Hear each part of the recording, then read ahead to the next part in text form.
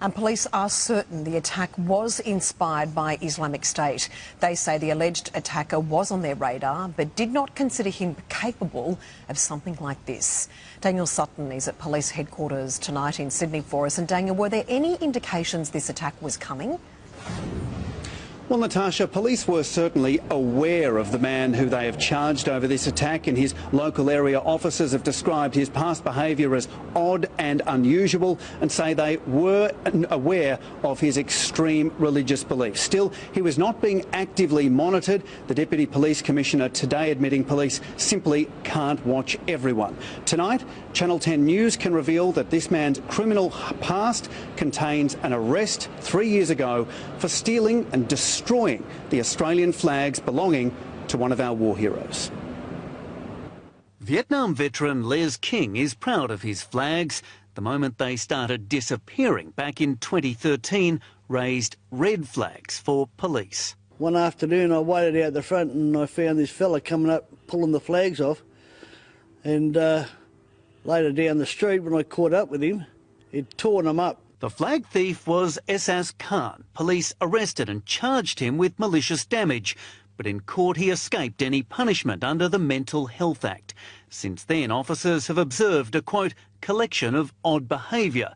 Khan had developed, they say, radical beliefs and followed a very strict interpretation of the Quran. He was not connected, though, as far as we know, with any known terrorist group or any of our known terrorist persons of interest. A look at his house suggests a man with an eye for security, but inside on his computer, detectives allege they found terrorist propaganda, including copies of the digital magazine Dubiq, Islamic State's glossy recruitment tool.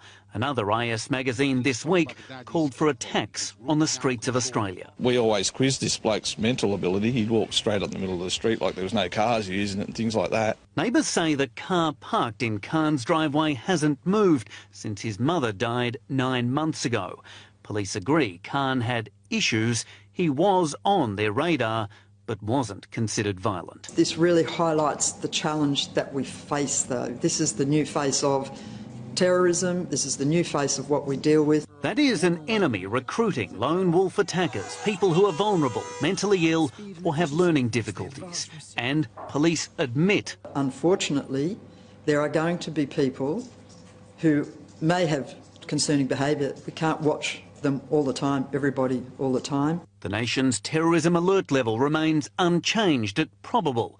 The Prime Minister blaming ISIL's violent Islamic ideology. They increasingly seek to spread their poison of terrorism beyond the borders of their so-called caliphate.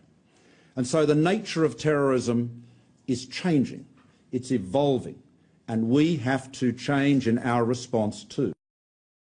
Now, that change begins in federal parliament this coming week when MPs will debate tough new counter-terrorism laws. Included in that legislation are new control measures for people aged as young as 14 and also new post-sentence detention measures, very similar to sex offenders, which allow terrorists to be kept behind bars even after their sentence expires, as long as they are still considered dangerous. The Prime Minister says these new laws are regrettable but needed. Natasha.